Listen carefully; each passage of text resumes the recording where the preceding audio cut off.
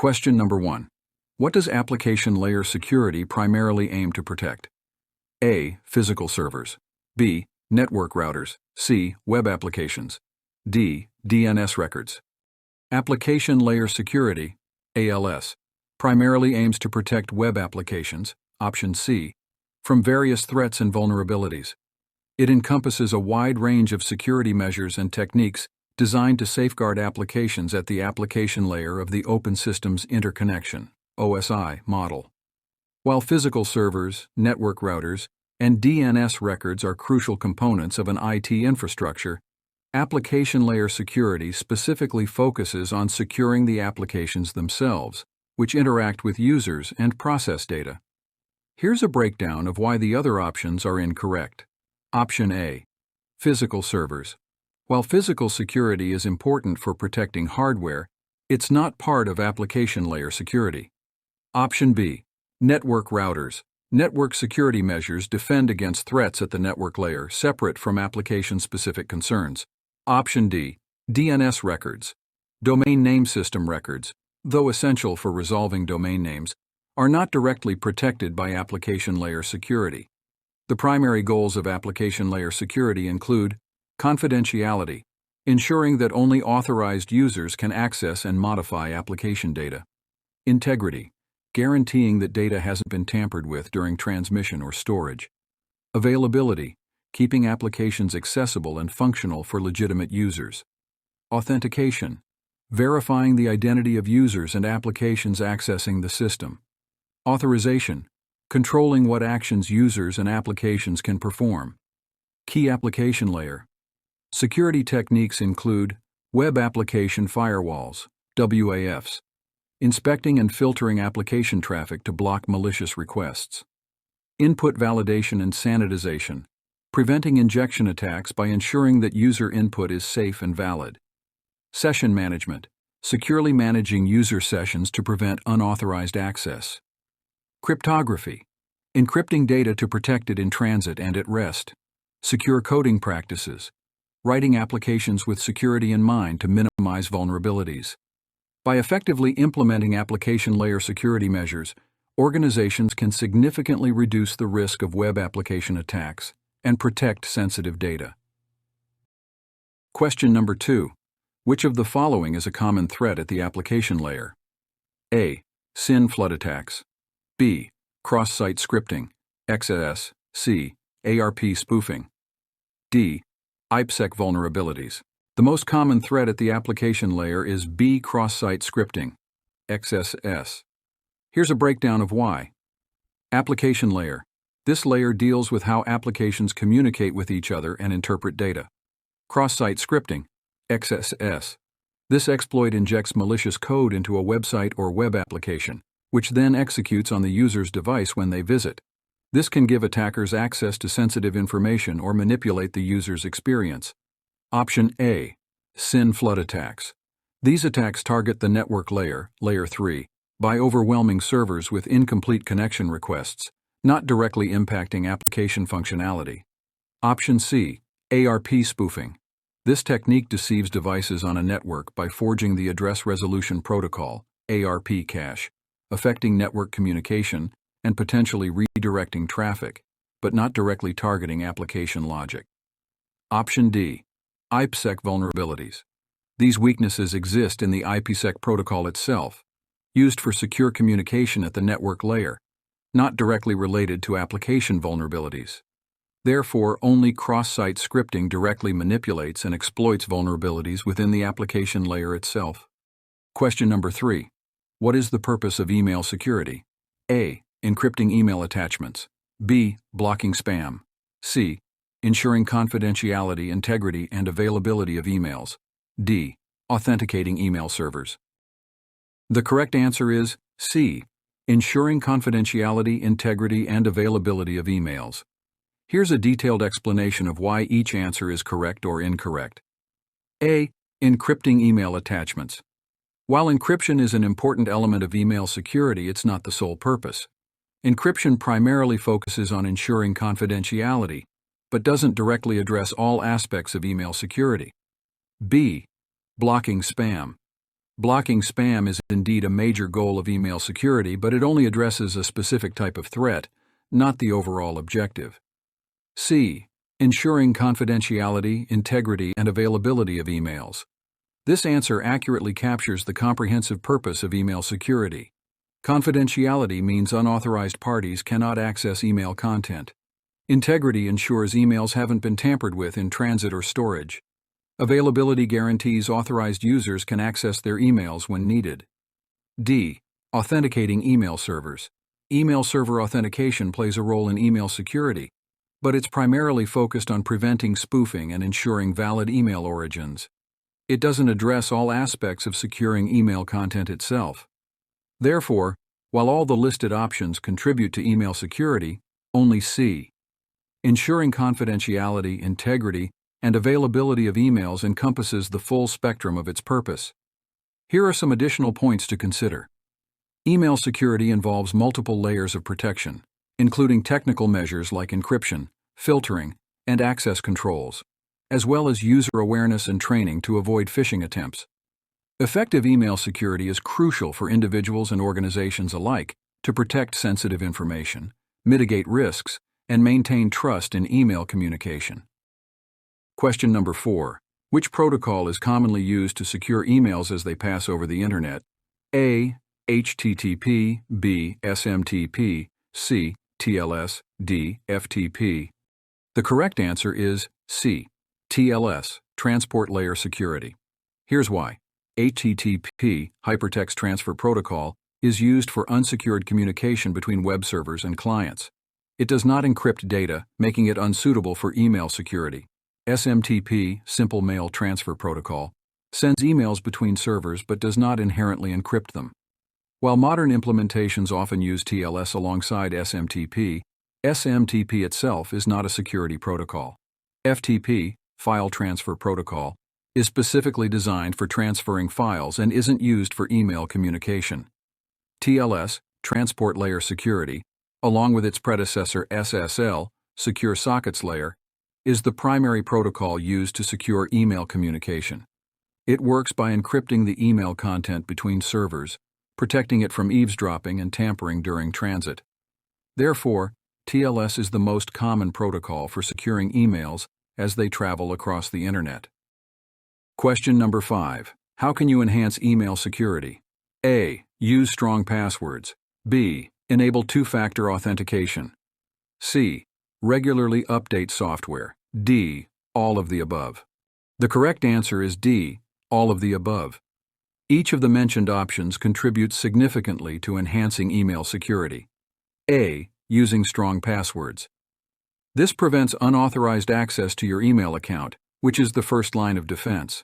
Choose a password that is long, complex, and unique to your email account. B. Enabling two-factor authentication, 2FA. This adds an extra layer of security by requiring a second verification step, like a code from your phone, even if someone knows your password. C. Regularly updating software. Outdated software often contains vulnerabilities that attackers can exploit. Keeping your email client, operating system, and antivirus software up to date helps patch these vulnerabilities and protect your system. Additional tips for enhancing email security. Be cautious about phishing emails. Don't click on suspicious links or attachments, and verify the sender's identity before responding. Use email encryption. This scrambles the contents of your email so only authorized recipients can read it. Beware of public Wi-Fi. Avoid accessing your email on public Wi-Fi networks, as they can be easily compromised. Monitor your account activity. Regularly review your sent and received messages to identify any unauthorized activity. Educate yourself and others. Being aware of the latest email security threats and best practices helps you stay safe online. By implementing these measures, you can significantly improve your email security and protect your sensitive information. Remember, email security is an ongoing process, not a one-time fix. Continuously update your knowledge and adapt your practices to stay ahead of evolving threats. Question number 6. Which program can be used for email encryption? A. PGP, B. HTTP, C. DNS, D. FTP. The correct answer, A. PGP, pretty good privacy. PGP is a classic open-source encryption program that can be used to encrypt email messages. However, it requires more technical knowledge and is not directly integrated with most email clients, making it less user-friendly for everyday users. B. HTTP, Hypertext Transfer Protocol. Incorrect. HTTP is a protocol used for communication between web servers and clients, not specifically for email. It does not encrypt data, making it unsuitable for email security. C. DNS, Domain Name System. Incorrect. DNS translates domain names to IP addresses and has nothing to do with email encryption. D. FTP, File Transfer Protocol. Incorrect. FTP is a protocol for transferring files, not for email communication. It also does not encrypt data. Therefore, the correct answer depends on your specific needs and preferences. Here are some better options to consider. User-friendly solutions. ProtonMail, free secure email service with built-in encryption. Tutanota, free open-source email service with end-to-end encryption. Virtru, encryption add-ons for popular email clients like Gmail and Outlook. Business-oriented solutions. Zixmail, cloud-based email encryption for businesses and organizations. Mimecast secure messaging, cloud-based solution with features beyond encryption. Remember, choosing the right program depends on factors like technical expertise. Some programs are easier to use than others. Budget. Some options are free while others require a paid subscription. Features. Consider additional features like password management or file encryption. Integration. Choose a program that works with your existing email client. Question number 7. What is the primary purpose of S/MIME? A. Encrypting email attachments. B. Verifying sender authenticity. C.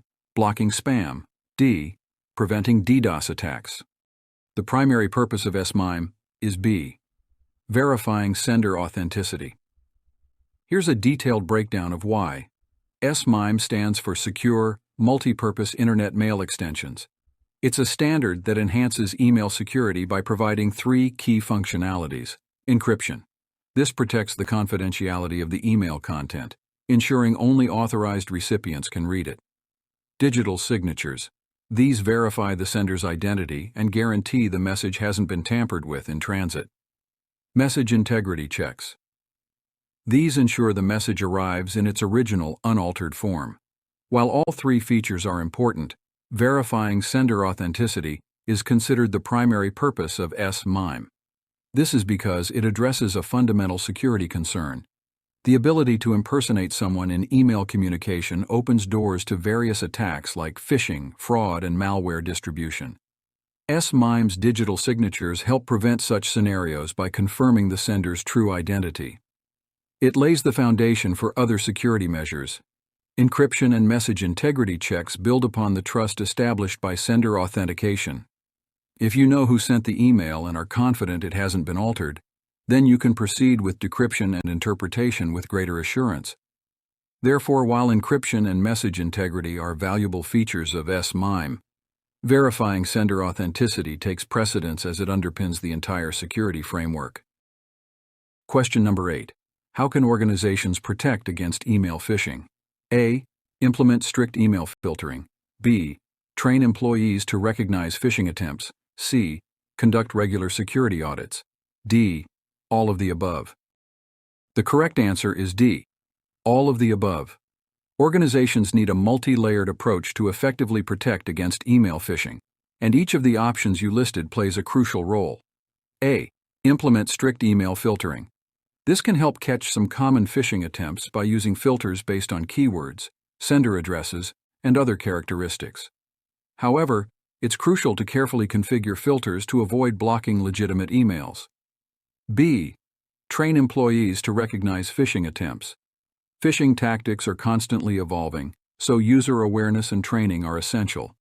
Equipping employees with the knowledge to identify suspicious emails, verify sender identity, and avoid clicking on malicious links or attachments is vital.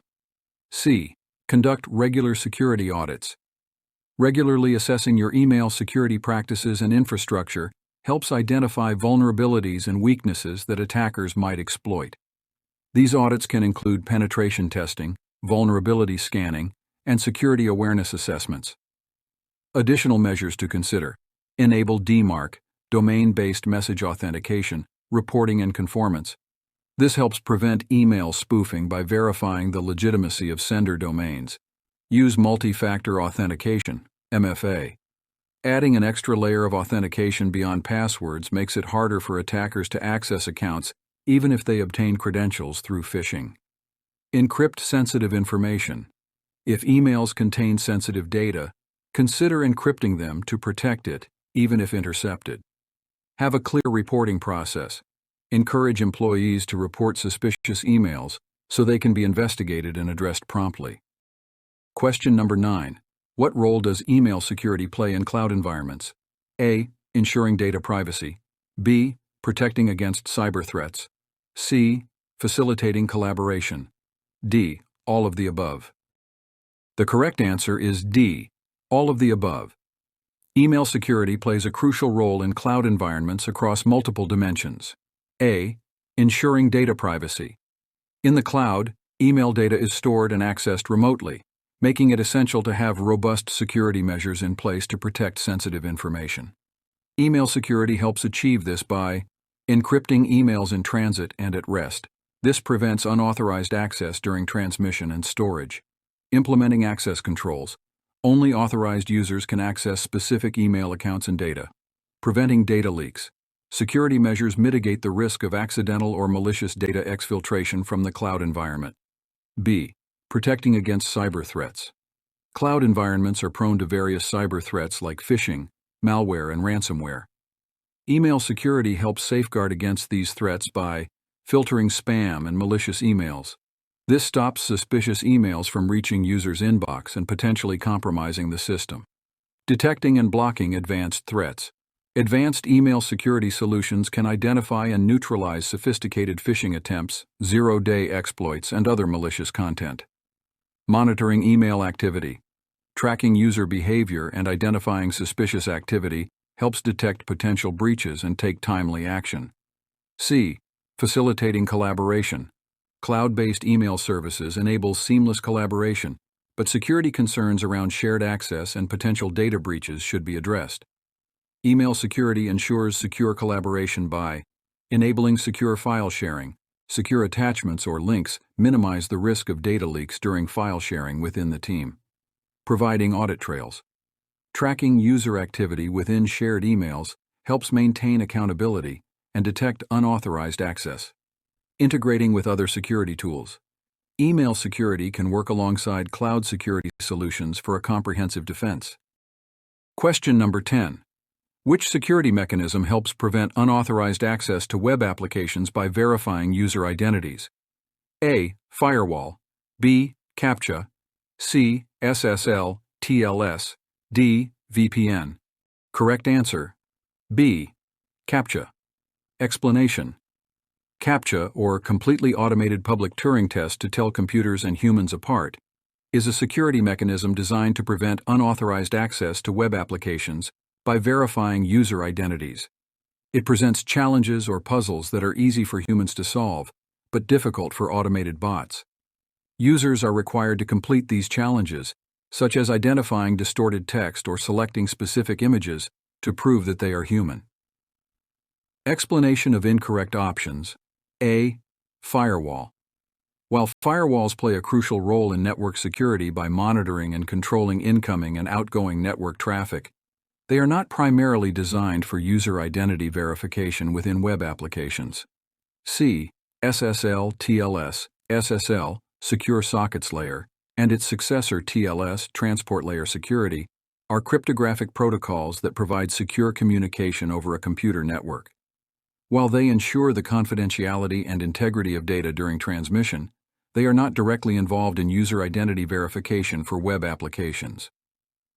D. VPN. A virtual private network, VPN, is used to create a secure and encrypted connection over the Internet, often to protect data during transmission. While VPNs enhance privacy and security, they are not specifically designed for user identity verification within web applications. Question number 11. What is the primary purpose of an SSL/TLS certificate in web security? A. Encrypting website content. B. Authenticating the server. C. Blocking spam emails. D. Enhancing DNS resolution. Correct answer. B. Authenticating the server. Explanation. An SSL/TLS certificate serves the primary purpose of authenticating the server in web security. When a user connects to a website, the SSL/TLS certificate ensures that the server they are connecting to is indeed the legitimate and authorized server for that domain. This authentication is crucial for establishing trust between the user's browser and the website. Here's a breakdown of the options. A. Encrypting website content. While SSL/TLS certificates do involve encryption, their primary role is not just encrypting content. Encryption is a crucial aspect, but it is not the sole purpose. B. Authenticating the server. This is the correct answer. SSL/TLS certificates contain information that helps verify the legitimacy of the server, ensuring users are connecting to the intended and trustworthy website. C. Blocking spam emails. SSL/TLS certificates are not designed for blocking spam emails. Email security measures are usually handled separately from web security. D. Enhancing DNS resolution. SSL/TLS certificates are not directly related to enhancing DNS resolution. DNS resolution involves translating domain names into IP addresses to locate servers on the Internet. Question number 12. Which HTTP method is typically used for submitting sensitive data, for example, login credentials, to a web server? A. Get. B. Post. C. Put. D. Delete. The correct answer is B. Post. Explanation. The HTTP methods play a crucial role in web communication, and their usage depends on the type of operation you want to perform. In the context of submitting sensitive data to a web server, such as login credentials, the appropriate and secure choice is the POST method. Here's a breakdown. Get. This method is primarily used for retrieving data from the server. It appends data to the URL, and while it is quick and simple, it is not suitable for submitting sensitive information as the data is visible in the URL. POST. This method, on the other hand, is designed for submitting data to be processed by the identified resource. It sends data in the request body, rather than in the URL, providing a more secure way to transmit sensitive information like login credentials. This method is commonly used in login forms and other situations where data privacy and security are paramount. Put and delete. These methods are typically used for updating or deleting a resource on the server, and they may not be suitable for submitting sensitive data like login credentials. Question number 13. What is cross-site request forgery, CSRF? A. A type of SQL injection attack. B. A method to bypass firewalls. C. Forging digital certificates. D. Exploiting a user's authenticated session. The correct answer is D. Exploiting a user's authenticated session. Explanation. Cross-site request forgery, CSRF, is a type of security vulnerability where an attacker tricks a user's web browser into performing an unwanted action on a web application in which the user is authenticated. The attack involves forging a request to a web application on behalf of the victim without their consent. Unlike SQL injection, option A, which involves manipulating a database query, CSRF is focused on actions initiated by a user without their intent. Option B, a method to bypass firewalls, is incorrect as CSRF is not related to bypassing firewalls. Option C, forging digital certificates, is also incorrect as CSRF involves the manipulation of user sessions, not digital certificates. The correct answer, option D, accurately describes CSRF as the exploitation of a user's authenticated session to perform unauthorized actions. Question number 14. Which security header helps prevent XSS attacks by restricting how scripts can be executed in a web page? A. X-frame options. B. Content security policy, CSP. C. Strict transport security, HSTS. D. XSS protection. Correct answer, B. Content security policy, CSP. Explanation. Content security policy, CSP, is the security header that helps prevent XSS, cross-site scripting attacks by restricting how scripts can be executed in a web page. Here's a brief explanation of each option. A. X-frame options. This header is used to control whether a browser should be allowed to render a page in a frame, iframe, embed, or object. It helps prevent clickjacking attacks, but is not directly related to XSS protection. B. Content Security Policy, CSP. CSP is a powerful security header that allows web developers to define and control the resources that a browser is allowed to load for a specific web page. It includes directives to control script sources, style sheets, fonts, and more, helping to mitigate XSS attacks by specifying where scripts can be executed. C. Strict Transport Security, HSTs. HSTS is a security feature that helps protect websites against man-in-the-middle attacks, such as protocol downgrade attacks and cookie hijacking. It enforces the use of secure HTTPS connections, but is not directly related to XSS prevention. D. XSS Protection. This header is designed to enable or disable the browser's built-in XSS protection mechanism. While it was introduced to protect against certain types of XSS attacks, it is considered somewhat outdated, and Content Security Policy is generally preferred for more robust protection. Question number 15. What is the purpose of a Web Application Firewall, WAF? A. Protecting web servers from DDoS attacks. B. Filtering and monitoring HTTP traffic. C. Encrypting database connections. D.